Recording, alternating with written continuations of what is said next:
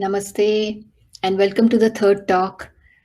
So, since we are talking of integral education, we are going to talk about psychic and spiritual education. So, before that, we already talked about the other aspects of our being, that's the physical, mental, and vital.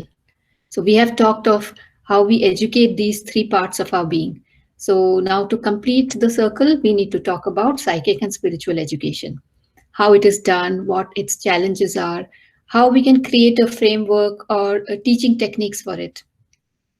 So, right away to start with, if you reflect on your own education process, uh, think of if you were given this sort of spiritual or psychic education in a structured way. Was it in school? Was it in like Sunday school? Did you go to a place like Chinmaya Mission has set up Bal Vihar? Or was it at home that there was an elder or somebody who could teach you? Or it was completely your own exploration? You found books, you had a curiosity for things that are beyond human, supernature perhaps, or spiritual or divine, and you wanted to find out. So you sought out the books and you read them. Like you had the curiosity, even if books were not available, because you had that drive, things started falling in place. So, as though the universe or the guidance that's taking care of your soul had an idea that you are thirsting for it and it gave you that water you wanted. So, just reflect on your own soul journey. And this is an exercise that we do in classes where you teach about spirituality. So, you take a big piece of paper and you start either writing or drawing out your soul journey. So it'll probably have right from the beginning when you were completely unconscious. But what was the first thing that strikes you? Do you remember like a chant or some big puja that happened or a story caught your attention? Like I remember when I was too young to read, I had this Amar Chitra Katha of Mirabai, and I really loved the images they drew of Krishna. And I said, "Oh, I like this person. Who is this?" So they said, "It's a divine." And how do I get him? So, "Oh, you should follow her path. Why don't you take Mirabai's path?"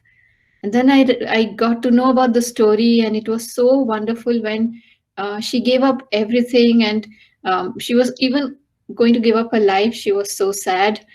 And right at the banks of the Yamuna, Krishna himself appears to take her off from the edge of the bank of the river so that she doesn't sacrifice herself. And he tells her, "You have all your life in front of you, and you have been given this privilege of not being entangled in family life. They have released you. Don't take it as a blemish in your character, take it as an opportunity." And then Mirabai starts a new life. And there she says, "Mane chakar rakhoji, make me your servant." And when I look at my soul's journey, I feel that that moment when I really connected with Mirabai and I connected with Krishna as a child, as an illiterate child, that moment was one of the high points in my life. Then after that, when I started amassing knowledge, things were running downhill. And instead of, like Mirabai says, "Let me be your servant," I accused God as my servant. Like whenever I needed God, I used to call out for help. And in the back of the mind, I even had the guilt that I'm not supposed to call him just when I need him. You know how the guilt came from that wonderful shloka that Krishna talks about. This is where he says, "Chaturvidha bhajante mam jana sukriti norjuna arto jigyasur artharthi jnanir jnani cha bharatarshava." So there are four types of people who come to me, and these people are already sukritina. Sukritina means who are wanting to do good. So they are not just the mass of people. So even from them who are trying to be good and trying to reach out to something sublime, even from there are four types of people. And The first is the pious people who are distressed, and that's why they call out to God. So I looked at my life, my soul journey. I did this drawing of my soul path, and I found that every time I was really distressed, I really needed help, I called to God. So I was the Artha. And then there are people, Artharthi, who want something, who are looking for worldly possessions, and then they call out to God, so give me this and give me that. And then they forget God as soon as they get whatever they're asking for. And then there are the curious, the people who are the jijyasus. They're asking questions to God and they want to know. But still, that's not enough. There are the wise who are reaching out to God and who are perhaps living most in God. And I'm saying Shri Aurobindo, but Krishna continues with another shloka in the same chapter where he says that of thousands of men, one may come to perfection. And of those very few who come to perfection, hardly one knows me in truth. So Manushyanam Sahasreshu Kaschit Yatati Siddhaye Yatataamapi Siddhanam Kaschin Mam Vetti Tattvata. So is that a discouraging word? That perhaps we are not one of those thousands? And even if we are one of those thousands, we are coming to him only when we are Artha or Artharthi, when we are in need of him, instead of we being the chakar, the servant of Lord. He has become our servant, our chakar. Isn't that sad? So the soul journey or the soul diagram that we do, it's one of the activities in a class. So now I'm going to get into the details of what this sort of class could look like and why they don't exist. Before that, let me read something from Mother and Sri Aurobindo's writings on education that goes to the crux of what is being taught. To love to learn is the most precious gift that one can give to a child. To love to learn always and everywhere, so that all circumstances, all happenings in life may be constantly renewed opportunities for learning more and always more. The things to be taught to a child. There are three things. Now, note carefully all the qualities of these things. The first thing is the necessity of absolute sincerity. Second thing is the certitude of the final victory of truth. And the third, the possibility and the will to progress. And along with these three, the qualities that are imparted to a learner is good temper, fair play, truthfulness, patience, endurance, perseverance, equanimity, courage, cheerfulness. So, there's a whole lot of words that we used, and each of them is a big word or a ponderous word. You have to really spend time thinking about each of them. So, that's what happens in spiritual education. A lot is given all at once. So what happens is we lose a lot of people. When it becomes an imposition. Spiritual education is like the Sunday morning sermon you have to attend, or you have to go to the class to learn the verses of the Quran. It's possible that people are enjoying the process and really connecting with the divine through these verses. And they even like to repeat those verses. And every time they repeat, they're thinking of the meaning of the verses. But there's a lot of people, maybe those 999 of the 1,000, who are taking it as a drudgery that they have to learn. And what happens is when you have come to a spiritual education class, there's a lot of guilt associated with your deserting it. So you don't desert it, you find excuses to leave, or you just sit through it. While you're sitting through it, you're not paying attention, and it starts building some sort of rebellion. And that little child within you, the vital being, that feels rebellious about it, especially because you're tying it down and you say you have to sit, you have to meditate, close your eyes, cannot move, and you're itching all over. um, and you want to scratch every single bit of yourself, but you have to sit quiet. And if you had told that little thing that there is no compulsion, go scratch yourself, no problem. If you want to get up and walk, do a walking meditation. If you don't want to do the meditation now, that too is fine. If you don't want to do the meditation ever, that too is fine. If you had given it the freedom, then it would have really looked at spiritual education in a different way. And I'm saying this because I went to the Sri Aurobindo Ashram school. And even there, I wouldn't say that I really remember many experiences of doing a full class of spirituality and not feeling that rebellion within myself. And if the rebellion really becomes big, then it lasts for many years, or perhaps the rest of a person's life. I have heard a lot of my friends who were forced to go to Sunday sermons in churches, and they couldn't connect with the philosophy or what the priest was saying, and they left their religion. Now, we don't want to get into the discussions of religion and spirituality and how religion merges into spirituality. But what I'm trying to say is that this education should not be imposed.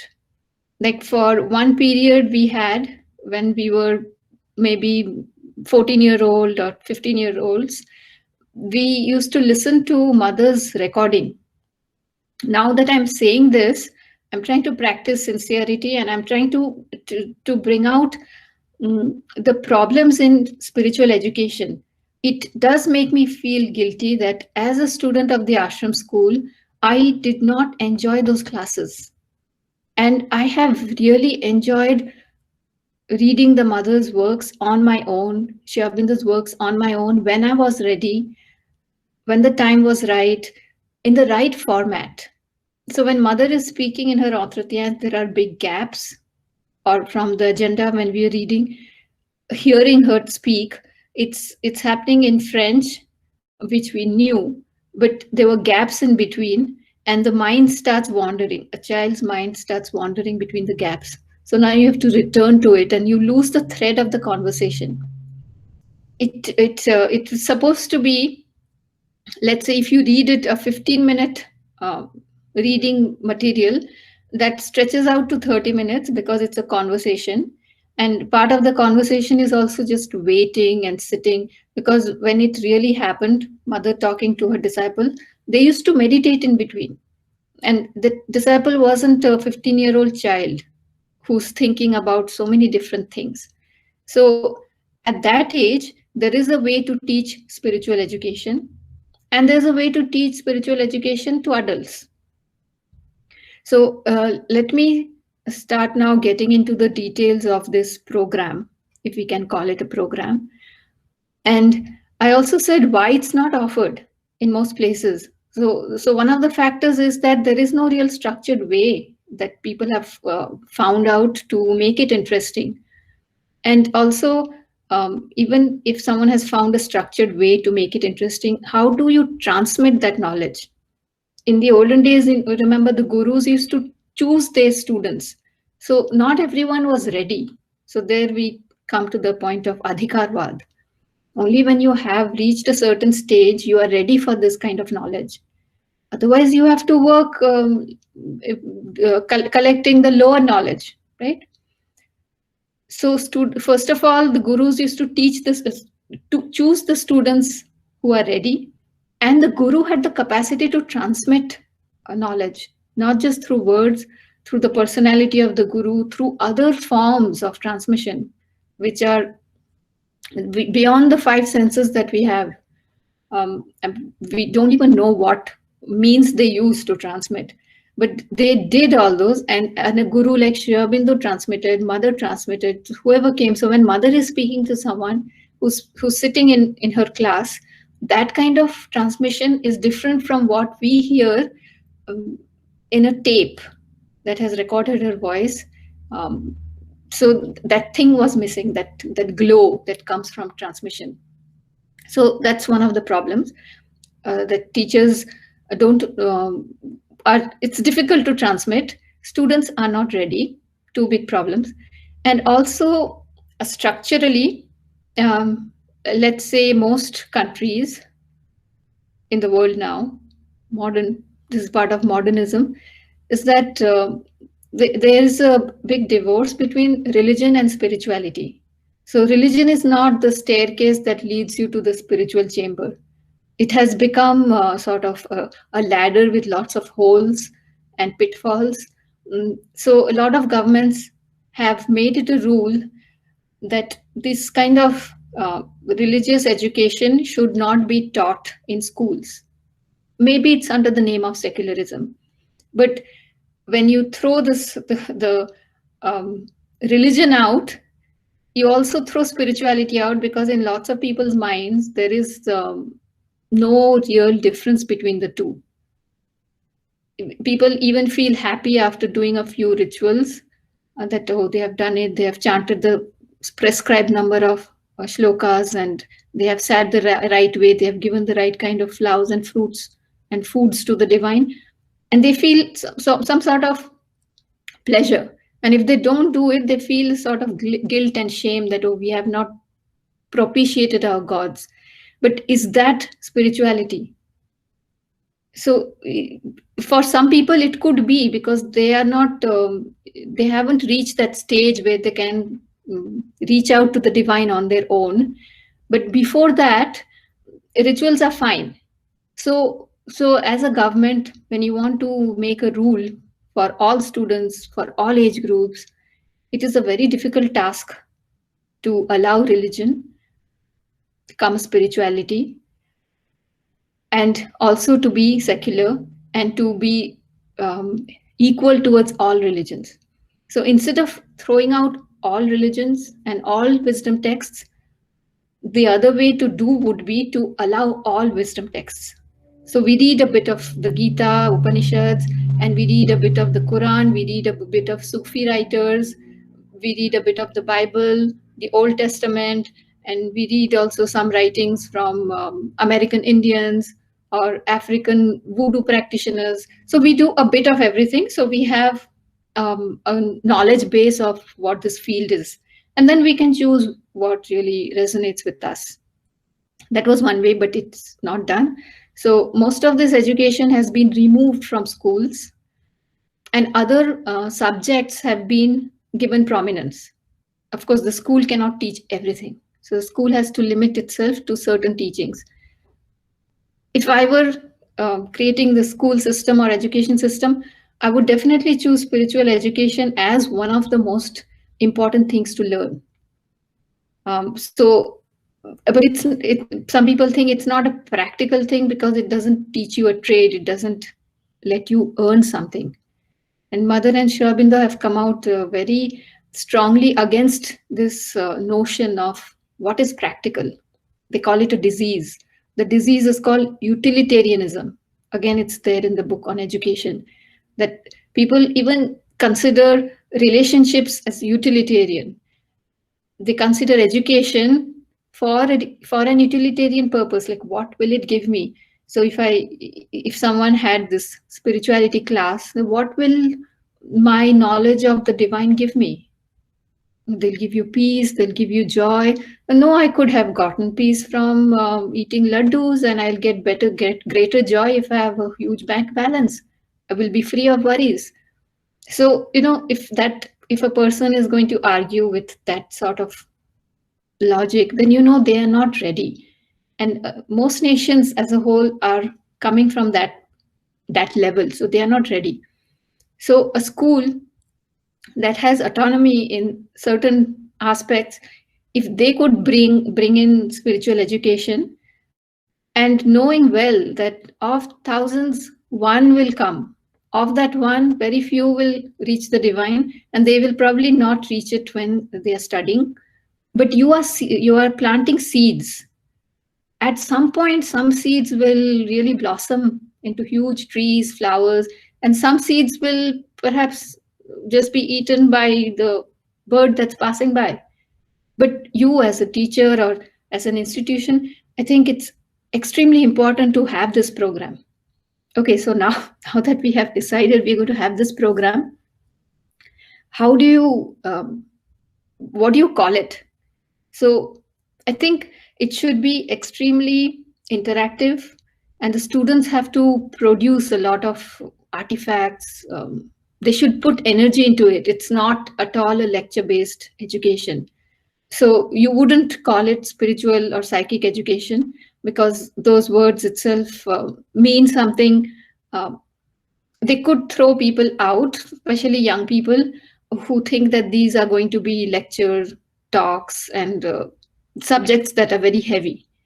You can make it light also. So some of the alternative ways of calling these classes could be an expansion class, or a spirit dance, or adventure of consciousness, or explorations of inner fields, or extending subtle senses. And all these things I've put down because when I'm going to elaborate about the program, you'll see that we are going to do all these. We're going to practice all these.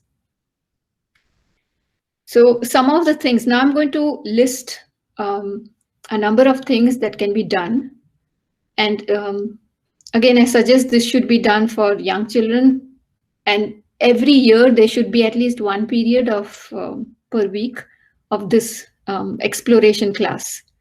And in this class, when I'm suggesting the list of things that can be done, the teacher can choose what a certain age group is capable of grasping and what they're capable of engaging. But the style of teaching should be always very interactive and giving the child a lot of space to think out her or his own answer. Like, you tell a story and you say, okay, this story has a journey. It's a pilgrim's journey. Now let's say my target audience is Indian. So I would probably tell a story of Radha's journey to Krishna. She goes from Brindavan to Mathura to meet Krishna, because in the stage when he has left for becoming a king, and he has not returned to Brindavan. But Radha is pining for Krishna. So in her journey, she first starts neglecting her housework because she's always thinking of Krishna.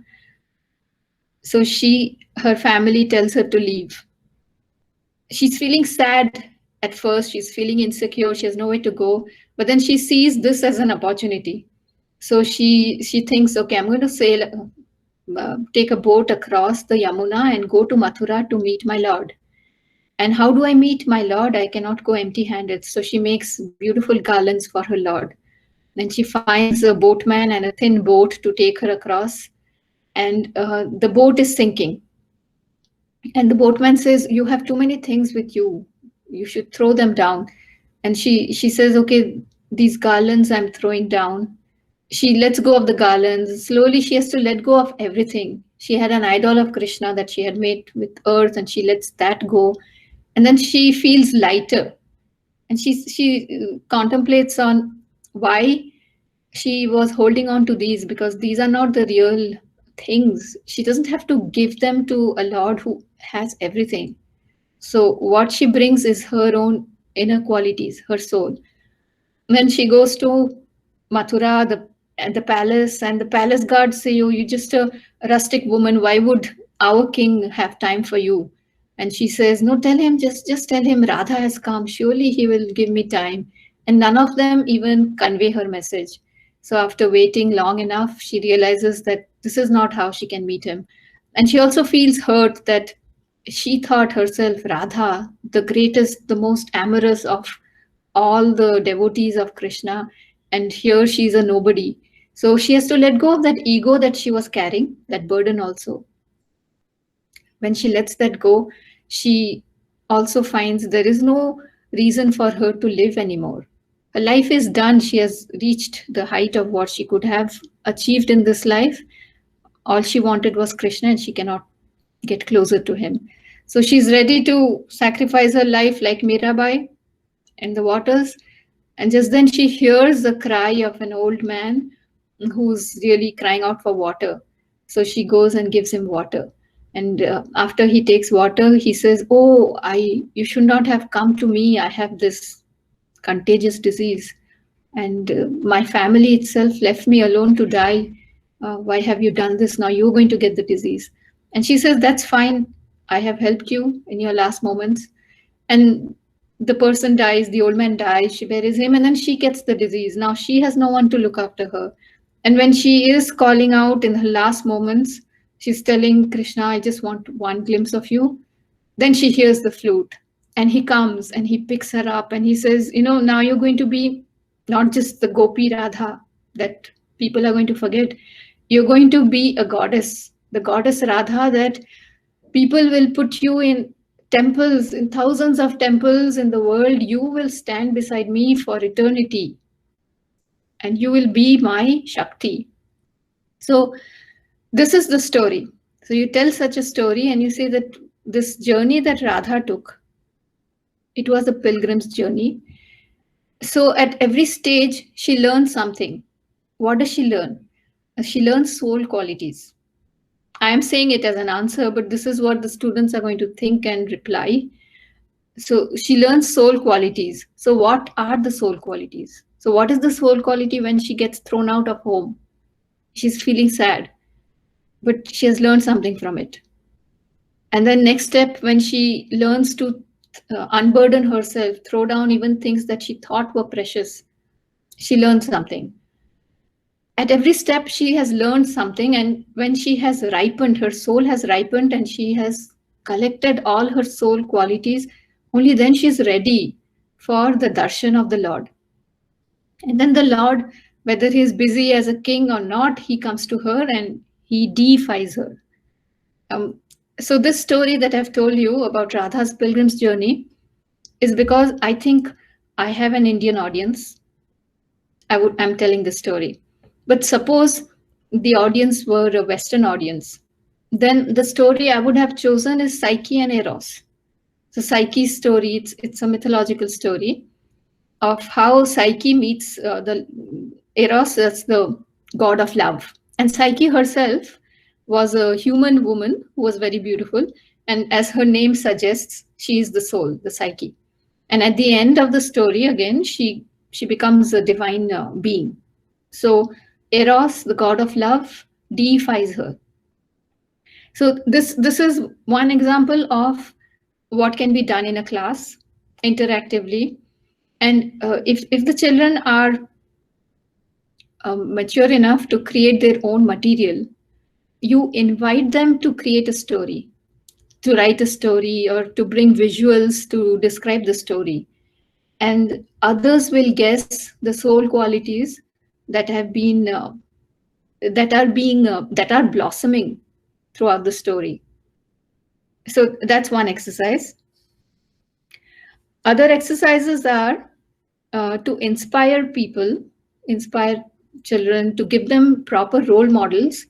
You tell the stories, biographies of luminaries, and you study their biographies from various perspectives. So one perspective could be using the shloka we just read, Chaturvidha Bhajante Mam. So there are 4 types of devotees. But in our lives, we ourselves evolved from being the Artha to Artharthi to Jityasu to Jnani. So let's say we take the story of Buddha. When he came to realize that his life needed a different direction, he sees those 4 wounded beings, and he realizes that he is not, his life of a prince is over. So one night he escapes from his palace and he becomes a mendicant, and then he finds different groups, and finally he sits under the Bodhi tree, which is why the tree is called the Bodhi tree, and he gets realization. So that's in Buddha's story. At what point was he Artha? Like he really needed the divine because he was hurting. So you ask this question and then you discuss with everyone. And to bring in more participation in the class, what you do is you could divide students into groups, small groups. So they have group discussions, group of 3 or 4. So they have this discussion about Buddha's life. All of them have discussion about Buddha's life. And then after a few minutes, you say, okay, let's share. So each team has a leader, and the leader shares what the team has discussed. Like Buddha was Artha when he saw the dead man, or he saw the sick man, or he saw the sannyasi. He was Artha. He realized that there was a big vacuum in his life. So he reached out. Was he Artharthi ever? He was a prince. So now some groups are discussing and saying, okay, he was Artharthi at this point. Okay, when he became a mendicant, he had nothing to eat. That was when he was Artharthi. But is that when he called out to the divine as a Artharthi, or he was anyway calling out to the divine? So you discuss these points. So what you've done is all the groups have discussed about Buddha's life, and they have come out with his stages of growth with respect to one shloka of the Gita. And if you also notice, I am using the shlokas of the Gita to speak, to enhance to use them as metaphors, because my education has been grounded in the Gita. So I have learned the Gita and the Upanishads, but somebody else who's from some other tradition, maybe quoting from Rumi and Chistia. So they could be a different set of structures. Somebody could be quoting from the Hebrew Bible, from somebody from the New Testament. So just to know that there isn't really something superlative in just one tradition. The very fact that we are studying spirituality gives us the wideness of understanding that all these traditions have their place. And I know a lot of people believe Sanskrit is the most mantric language. It perhaps is for you because you are from the tradition that connects best with Sanskrit. But there could be some other people who I have heard, some Jews, like when they say we read the Hebrew Bible, tears flow down our eyes. For us, it wouldn't even make sense. No, the words wouldn't make sense, but there must be something really that connects to their soul. So while we are learning spirituality, we are also gathering some soul qualities of giving space to everyone, not even getting into the dialogue of what is a more mantric language, or where the shlokas are better, or which scripture is higher or wider. We're not even getting into that. I am just using the Gita because that's what I am most comfortable with. And I also feel that my audience is also going to connect with this. Now, if I knew my audience were a Western audience, I would not use these shlokas. I would try to structure the talk in a different way. Okay, so that's one thing, one of the exercises that we can do. Another exercise could be, instead of everyone doing Buddha, each team gets into, they do a project on different people. They do the project of their lives and they present it. So this could be not just a one hour class work. It could be over a week or 2 weeks that they prepare something. And the presentation will have to be an embodied presentation. So they could act out, let's say, Shankaracharya's life when he was really Artha. He's swimming in the water and he's drowning. There's a alligator that has come and is pulling him down, and he knows he's going to die. He's a small boy and he's calling out to his mother from the waters, and the mother is also weeping. And Shankaracharya says that, Mother, you were not letting me become a sannyasi, and I'm going to die now. As my last wish, allow me to be a sannyasi. And she says yes, because she thinks he's probably going to die. And if she didn't say yes, he wouldn't try to live. So as soon as she says, yes, I'll let you be a sannyasi, he puts enormous effort to swim back to shore. and he manages to live and throw out the alligator, but the mother has promised. So that's how Shankaracharya gets out of his artha state, where he was really weeping for the divine and yet cared so much for his mother that he didn't want to hurt her. So that was an example of a drama that can be done. So the students prepare Shankaracharya's life. So one group of students really know well Shankaracharya's life. Another group of students do Sri Aurobindo's life. So they know really that thing well. And then they come together and the groups cross-pollinate each other. So they enact what they have prepared. Perhaps they enact it more than once. The first time they haven't got it well, or others have not understood certain parts. So they do it again. And there is a question answer session after their performance, because now they are the subject matter expert on, say, Shankaracharya. So the students could ask that detailed questions, not just about the person's life. What did he teach? And what is his legacy? What has he left behind? Who are the people right now who follow Shankaracharya? What if I would like to go and connect with his works and his followers? Where should I start with? So all those questions, this group that's a subject matter expert now is going to convey. And they are, in this way, they are learning about so many other figures, personalities, with a very in-depth knowledge. And they are even having an interactive session with their peers. So the fact where I am driving all this is the teacher is not a main, the teacher is just a facilitator. She is not going to participate as the students are going to participate, because it's their curiosity that she is trying to awaken. Then apart from the biographies, you start discussing fundamentals in between. Like biographies could be quite easy on the structure of values and about the philosophy of it. But now you start discussing things like, is God a particle or a wave? How do you apprehend God? Can you do it with your senses? Can you extend your senses to do it? Then you get into things like, where can you find God? As in, is God available in a stone, in a book, in a computer? And what if the God is available in all this? Then how do you reconcile with this Western scientific method of apprehending knowledge? Like, what is experiential? What is subjective? Is it illogical to say that the bird spoke to me?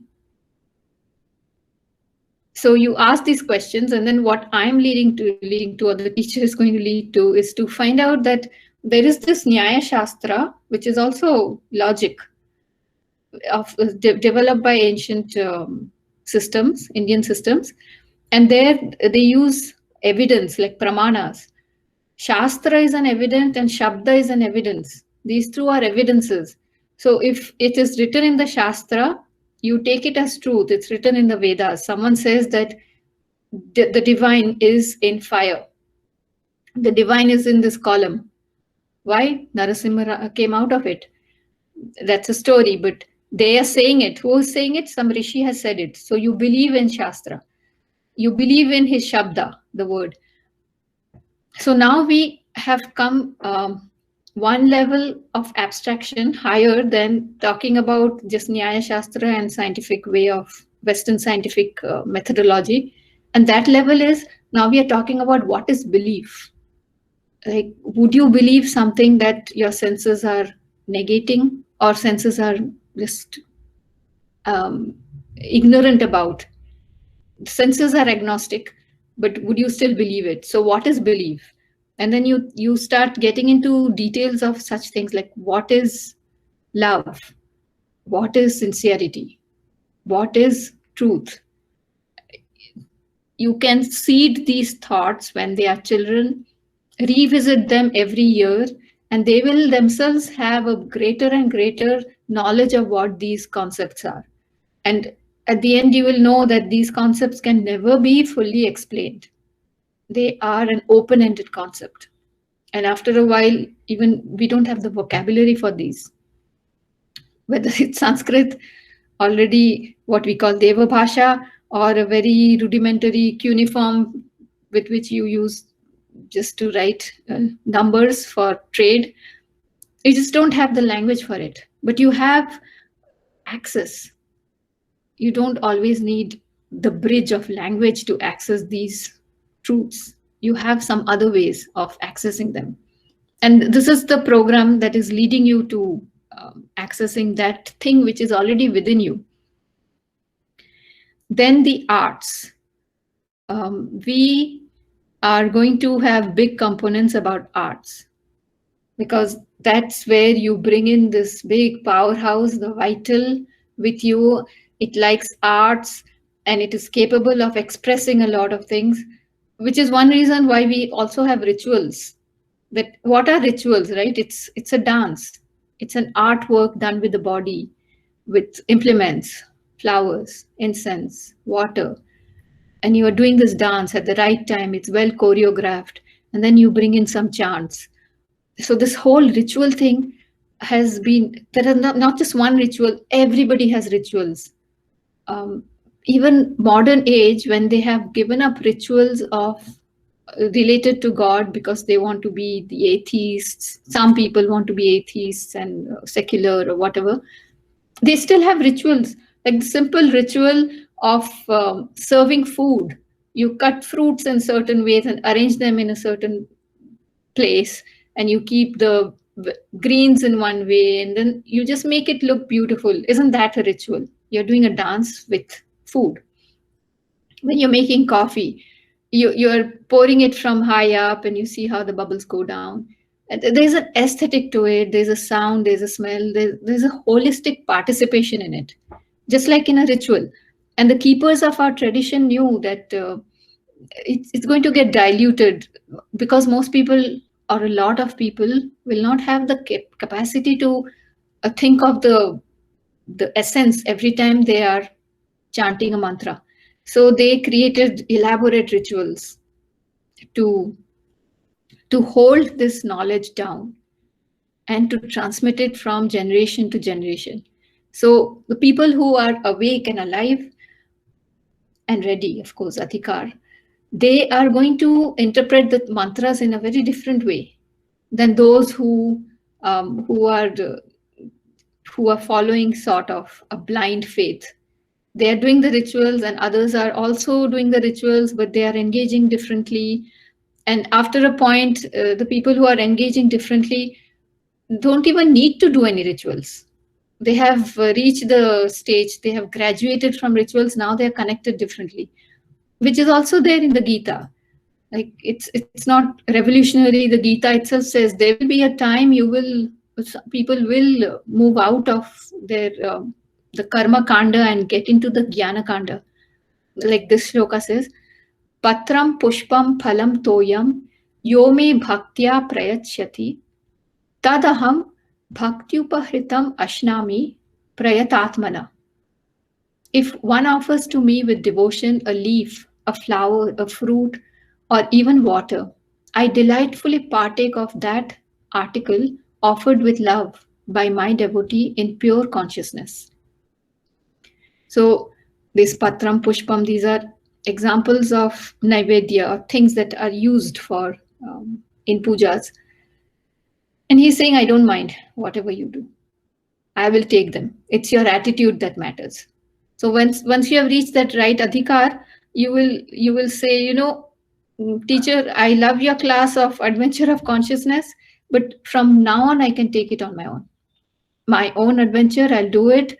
And because I'm really curious to know more, to know thyself, to know myself, I'm curious. I don't need your structures anymore.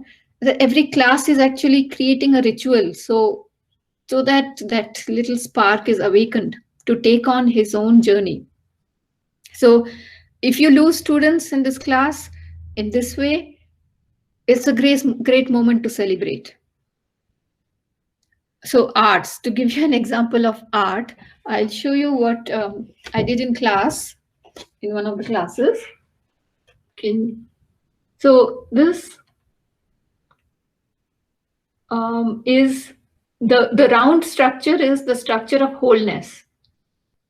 So in my wholeness, what are the elements?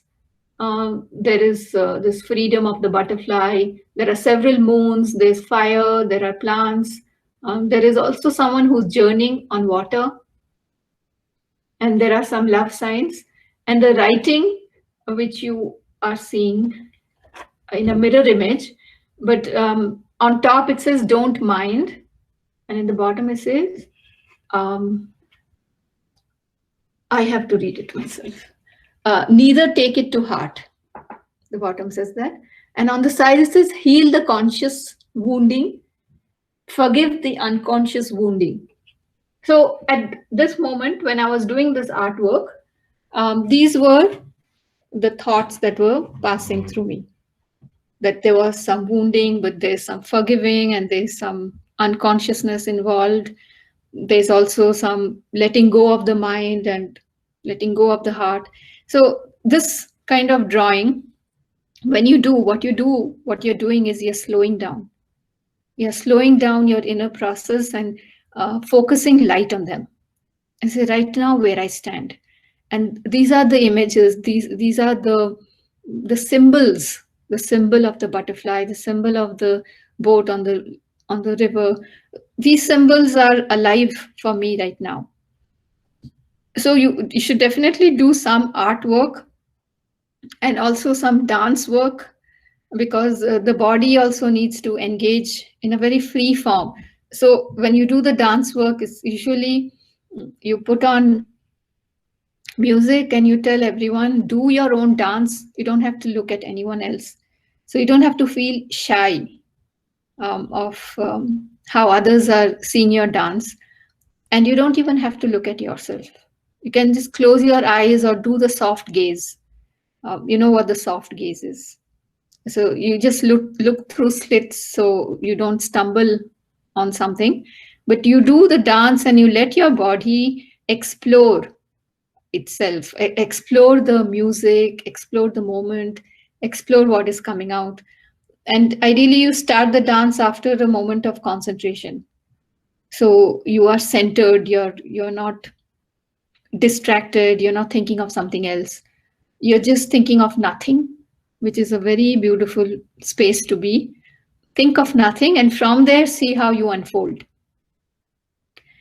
Dance, after dance, what I'm suggesting is there is a whole lot of wisdom literature, but you don't have to start reading anything for more than 15 minutes.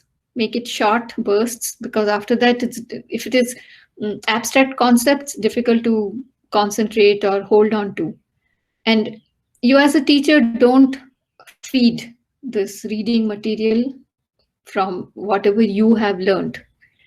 You tell students to gather. You tell them, okay, every week you gather something that you want to share. Not every week, like the next class will be a sharing class. So each one of you gather something that has touched you deeply, some soul moment that has happened to you. It could be just an incident that has touched you. Like you know those stories, chicken soup for the soul. So there are a lot of soul stories. For example, a father once told a story that he got a box as a Christmas gift, well wrapped, and he unwraps the box from his daughter, like 7-year-old daughter, and he unwraps the box. He's thinking, what could my daughter give me? And he opens the box and he sees an empty box, and he tells her, quite disappointed, don't you know you have to give something in a box? I always give you something. And the girl's face has just crumpled up, and she says, but father, I blew so many kisses into it. Don't you see them? So that was a soul moment for the father, when he just hugs the daughter and says, yes, I see your kisses. Thank you so much. It's like a invaluable gift I got today. So like these kind of stories and moments you share with each other. When you read shlokas also from a text, you don't have to start from the beginning and do every shloka. you make a selection of the ones that really strike out for you, and you read those shlokas. They don't even have to be in order. In any order, you just, because even if you go from first shloka to the last shloka, the things that will stand out are always only those. So why would you go through everything and then lose time and interest on studying something else that has touched others, while going through this ritual? So it's not like some of the rituals where they read the Chondi part during Durga Puja. They start from the beginning and they go to the end. And in between, people start sleeping off, and then they suddenly wake up when their favorite shlokas are heard. So we don't want to create those moments when there is a sleeping or a sort of a tamas that gets into this process. This whole process is for light, to bring in more and more light. And then there are some subjects you can tie in very well with spirituality. One of them is mathematics, because it goes into the field of abstractions, concepts of greatness. For example, the shloka, Om Purnamada Purnamidam Purnat Purnamudachyate Purnasya Purnamadaya Purnameva Vashishyate. So this word Purnam has been translated to completeness, perfection, infinity. And it has an image. You take infinity out of infinity and what remains is infinity. So how do you relate it to the concept, the mathematical concept of infinity? How do you relate it to the concept of something that has no end, like time, that has no beginning? So you think about these concepts and relate it to the shloka. And there's one more device that Upanishads use. It's called the device of paradoxes, because paradoxes really mess up the logical way of thinking. And that's an opportunity where you can transcend that linear way of thinking and get into the intuitive way of thinking.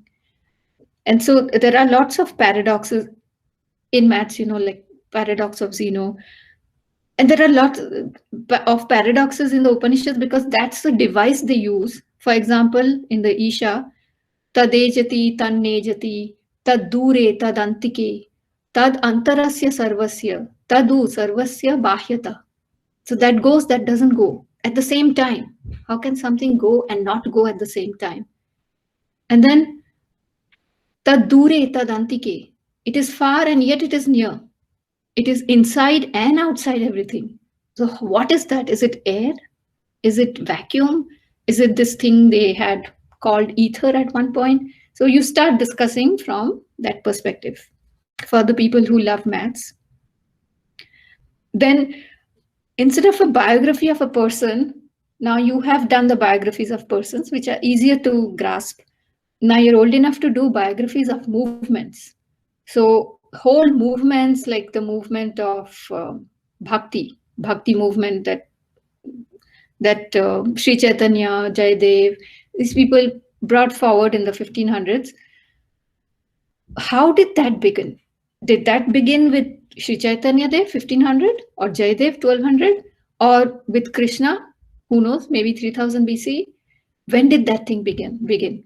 So you're studying the history of the movement and also the geography of it. How did it move? Like who were the instruments to make it move out of one place and take it somewhere else? What were the medium? What was the medium that was used? Was it dance, Odissi dance that Jayadev's Gita Govinda moved from place to place through the dance medium? Or was it the Hare Krishna movement, ISKCON movement that moved from Bengal to America? So you can study history and geography from the perspective of a movement. So this can be done in the history class, geography class, or the explorations class. And then also I'm suggesting in between, this class also needs milestones.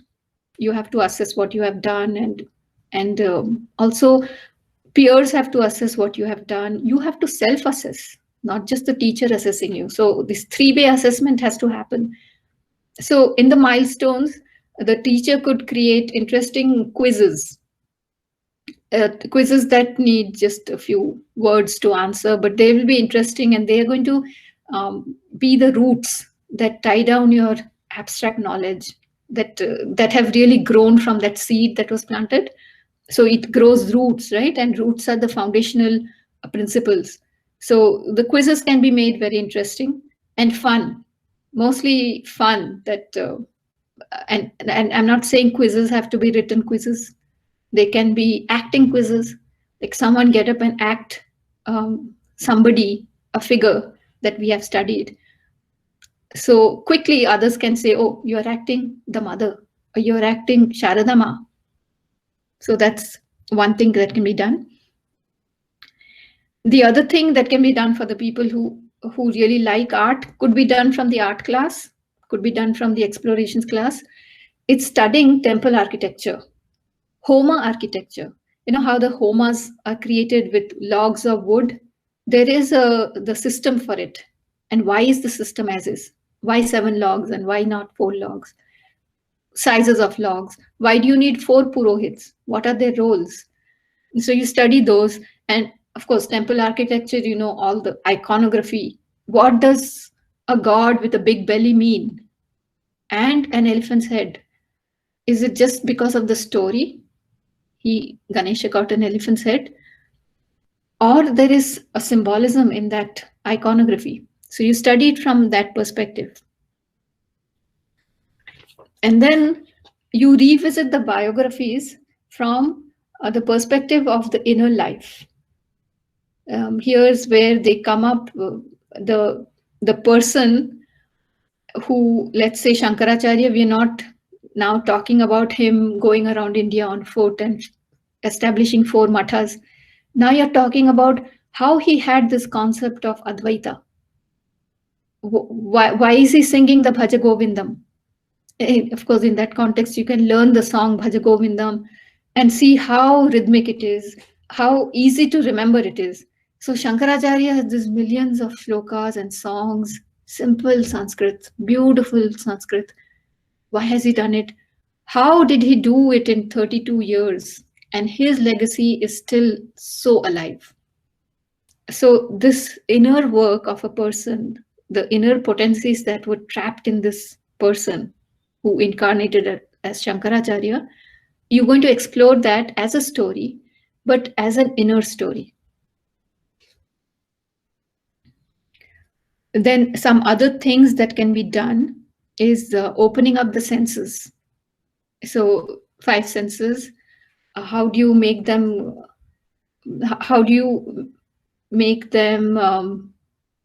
lead to like you know, people who are blind can read Braille because they have special senses on their fingers. So how do you extend your own senses? So there are a bunch of exercises to extend the senses, and I do that in a workshop. It's like a 6-day workshop to extend the senses, and we do that because at the end of it we start working on telepathy. We are extending the senses, and we try to read other people's minds and thoughts, because we want to be alive to universal messages. So this message that has come as a global pandemic, for example, what is behind it? What are the forces? What is the guardian of people trying to tell us? Or is there any message at all? So you're trying to read those, not just for your particular life. In your own life, you're getting messages, you're going to read those. And also for this global community of humans, you're getting messages, you want to read those too. So here is, it's like a 1-minute presentation of just the names of things we do. Like we study synchronicity, we study sortilege, we study dream work, how to make our dreams potent, how to use the dream guidance or messages to lead our waking life, to do our sadhana at night. You know, Mother calls it the night school of sadhana. So how do we do that? So all those parts to develop the senses is an exercise. And then other exercises are watching movies that are touching, soul touching movies. Like I saw a movie I can recommend on Sufism, and that's called Bab Aziz. It's a Persian movie. Doesn't have too many words, but it's so well made and makes you connect with something very deep. So, and there are such movies um, with different stories, made up stories, and not necessarily biographies of spiritual persons. Some movies are made to make you connect to your soul. There are many of those which can be watched together, watched in bits. You watch a bit of it, and then you explore something from it. Like you do a artwork or a dream work or an active imagination work. If all these terms are not clear, I'm sorry, I cannot elaborate on them on this talk. But if they are clear, you'll know what I'm trying to say, that there's so much more that can be brought out of a medium like a movie that's well made. And then what you do is you create your own ritual, because a ritual ties in all the threads. It involves your physical being, it involves your vital being, your mental being, psychic being, and your spiritual being. So all these can be brought together. You make your own ritual, and usually it's done towards the end of the course every year as a rite of passage. Again, rite of passage is a huge subject. I'm not going to get into right now. So all these things together, you tie it all together. You make a ritual and you present it as an offering to the class. That together you have progressed 1 year in this exploration or in this adventure of consciousness. So you present it to them, make it an offering. You take their own offering. And also a big component could be meditation. But these meditations can be of many types. The kind of meditation that I usually use in my workshops is, let's say, a meditation on soul moments. So I have a text that talks about different soul moments that people have, moments where they feel really connected to their soul. That's a soul moment. So it talks about those. It takes you through a visual journey of various soul moments, and then it starts. It becomes a little abstract. It takes one shloka from one Upanishad, and it describes that, because while you were doing your soul moment journey, you ripened or you were ready to absorb one of those gems from the Upanishad. And it ends with that last meditation on something profound. The last item in the list is actually the most important. So you pick a theme, let's say equanimity or compassion or gratitude, and you bring in texts from maybe the world cultures or your own culture, and you work on that one theme, and you see how you can embody it or ensoul it or bring it in your life, and you invite the participants to share what is happening in themselves, because after all, this whole program is for the growth of consciousness. It's fine to build up with stories and biographies and to see what others have done, but the most important thing is what we are doing with it and how we are using it for our own spiritual growth, not just development of our instruments, but development of our inner core. And whatever meditation or reading material, everything you present or you invite students to present, if to be cognizant about the fact that they cannot be too long. Maybe 15 minutes is a good sizable chunk of an activity. So after 15 minutes, people start tiring, because these things are really ponderous together, and you need space. You need to give time to absorb, and this absorption happens outside your conscious will. When you see something beautiful or something wonderful happens, there is a part in you that's taking it in, even if your outer being is busy doing different things, that the inner being is taking it in. So you need to give time for these things to happen. And if they are too long, it becomes too heavy. So they are not being able to absorb everything. So make them small, in small bits. Space your classes. Once a week is okay for children, maybe twice a week for a little people who are in college. And also don't leave it off at college. If people want to continue beyond college, beyond their educational life, when they are working, where they start slipping into grooves, it's harder to come out of the state of not being curious.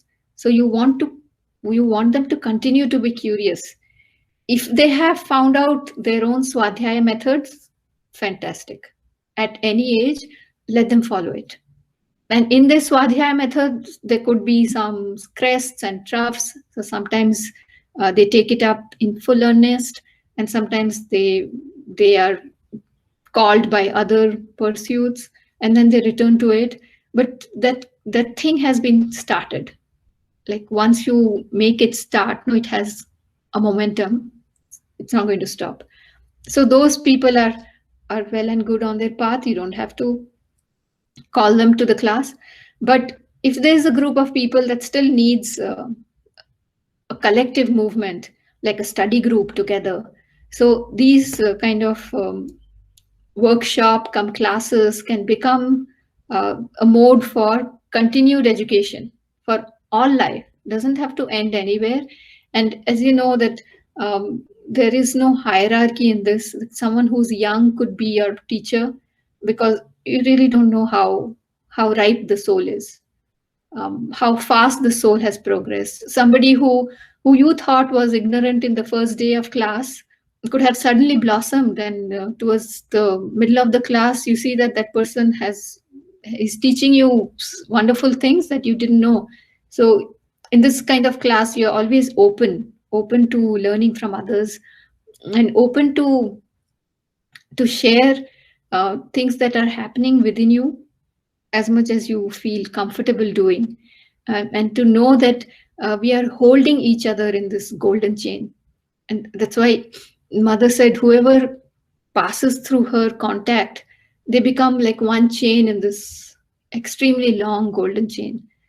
Also the name of the alumni journal in Sri Aurobindo Ashram School, because each student that has completed the education or passed through even for a few years from this institute or from mother's love are part of this golden chain.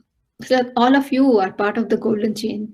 So to remain in the golden chain, to hold on to it, if you need any classes, please just get together, start, and this kind of journey or this kind of exploration provides a kind of happiness that nothing can fill up. And you all know it, right? You have experienced, you've glimpsed it. So I don't have to say it. So thank you so much for being in this talk and allowing me to spend 1 hour with you talking about these marvelous things. Okay, thank you so much.